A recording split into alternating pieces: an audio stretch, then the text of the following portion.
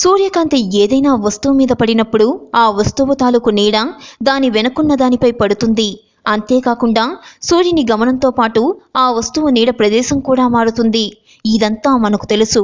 అయితే సూర్యుని గమనంతో సంబంధం లేకుండా ఎప్పటికీ కదలకుండా ఒకే స్థానంలో ఉన్నట్లుగా కనపడే నీడ గురించి విన్నారా?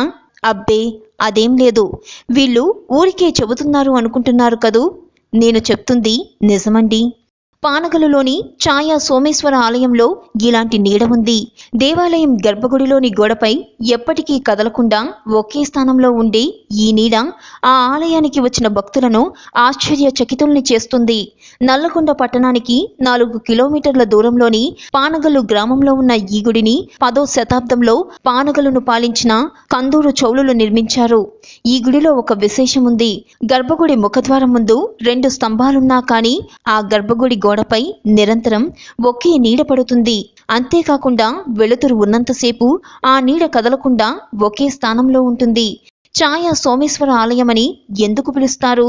పానగల్లు ఊరికి దూరంగా ఒంటరిగా పొలాల మధ్య ఎలాంటి రాజగోపురం లేకుండా చతురస్ర ఆకారంలో 3 గర్భాలయాలు ఉన్నాయి.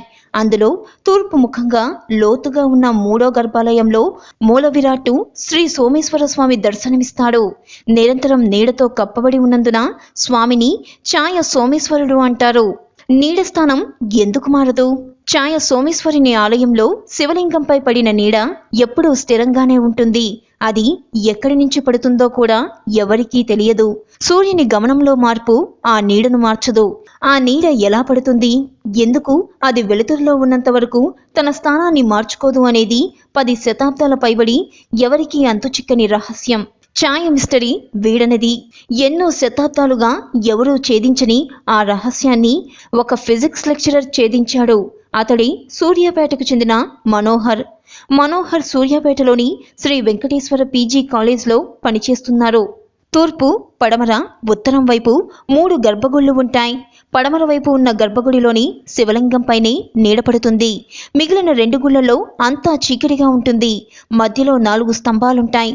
ప్రధాన ద్వారం వద్ద 3 గర్భగుళ్ల ముందు సిమెట్రిక్ సిస్టంలో 8 స్తంభాలుంటాయి. మధ్యలో నిలబడి ఏ గర్భగుడి వైపు చూసినా వాటి నిర్మాణం ఒకేలా ఉంటుంది. ఇదే నమూనాలో ధర్మాకోల్తో గుళ్లను, కొవ్వొత్తులను స్తంభాలుగా ఉపయోగించి ఆలయాన్ని రూపొందించాడు మనోహర్. చీకటి గదిలో టార్చ్ లైట్ ను సూర్యునిగా ఉపయోగిస్తూ ఎన్నో ప్రయోగాలు చేశాడు. అలా ఎన్నో రాత్రులు చీకటిలో గడిపి విజయాన్ని సాధించాడు. 100 ఏళ్లుగా గర్భగుడిలో దాగి ఉన్న ఆ రహస్యాన్ని వెలుగులోకి తెచ్చాడు. ఏంటా రహస్యం?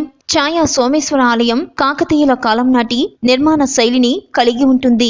ఆ కాలంలోని భౌతిక శాస్త్రం ఆధారంగా కాంతిని దారి మళ్లించి ఒక నీడని గర్భగుడిలో పడేలా చేయడం చూసి ఆశ్చర్యపోయిన మనోహర్ తమ కనుగొన్న విషయాన్ని అందరికీ తెలియజేశాడు. ఈ ఛాయా సోమేశ్వర ఆలయాన్ని పరిక్షేపణ కాంతి ఆధారంగా నిర్మించారట.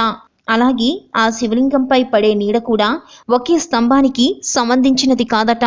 2 వైపుల నుంచి వచ్చిన కాంతి 4 స్తంభాలపై పడి పరిక్షేపణం చెందుతుందట. ఆ పరివర్తనం అంతా గర్భగుడిలోని శివలింగంపై ప్రతిఫలించేలా నిర్మాణం చేశారట కాకతీయుల కాలం నాటి శిల్పులు. ఇదండి ఛాయా సోమేశ్వర ఆలయంలో ఉన్న mystery. Like and subscribe Eagle Media Works.